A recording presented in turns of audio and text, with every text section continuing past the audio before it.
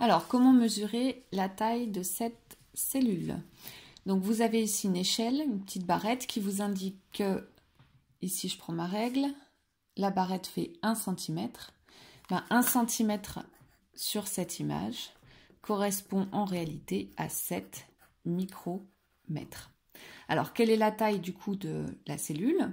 Alors, je prends ma règle et je mesure la taille sur l'image de la cellule. Donc, je suis à 3,5 cm. Donc, 3,5 cm taille de la cellule sur l'image. En réalité, combien ce serait? Ce serait, je fais une règle de 3 ici.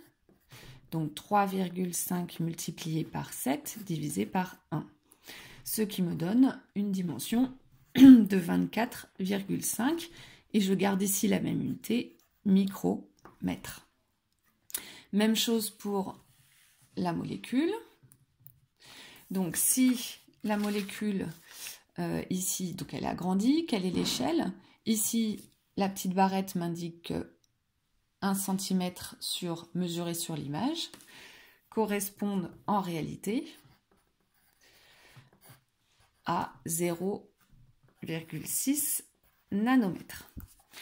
Je prends ma règle pour mesurer sur l'image la dimension de la molécule. Je suis à peu près à 7,5 cm. Donc 7,5 cm de l'image. Combien ça représenterait dans la réalité? Ça représenterait 7,5 multiplié par 0,6 divisé par 1. Ce qui me donne une dimension de 4,8 nanomètres, puisque je garde la même unité. Sur votre livre, peut-être qu'ici, vous aurez 0,9 cm. On n'a pas tout à fait le même format de livre. Alors, maintenant, si je veux calculer le rapport entre la taille de la cellule et la taille de la molécule.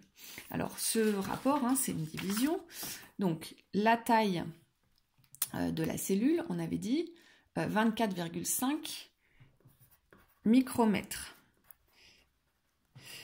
Et la taille de la molécule, 4,8 nanomètres. Alors, je ne peux pas diviser des micromètres par des nanomètres. Donc, il faut que je fasse ici une conversion. J'utilise, ça vous devez le connaître, vous devez savoir que 1 micromètre, c'est 1000 nanomètres. Il y a un rapport de 1000 entre les deux. Donc, 24,5 micromètres, c'est 24 500 nanomètres. Donc, si je divise 24 500 nanomètres, la taille de la cellule, par la taille de la molécule, j'ai 5100.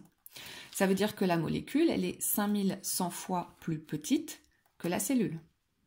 Donc, du coup, si la cellule, elle mesurait 8 mètres, la molécule mesurerait 5100 fois moins. Donc, 8 mètres divisé par 5100. Alors, 8 mètres divisé par 5100, ça me donne 0,0016 mètres. Alors, on va changer d'unité parce qu'on ne se rend pas bien compte de ce que ça représente. Donc, ici, vous savez aussi qu'un mètre, c'est 1000 mm. Donc, si je repasse ça en 1000 mm, je décale ma virgule de 3 rangs. Donc, ça me fait 1,6 mm.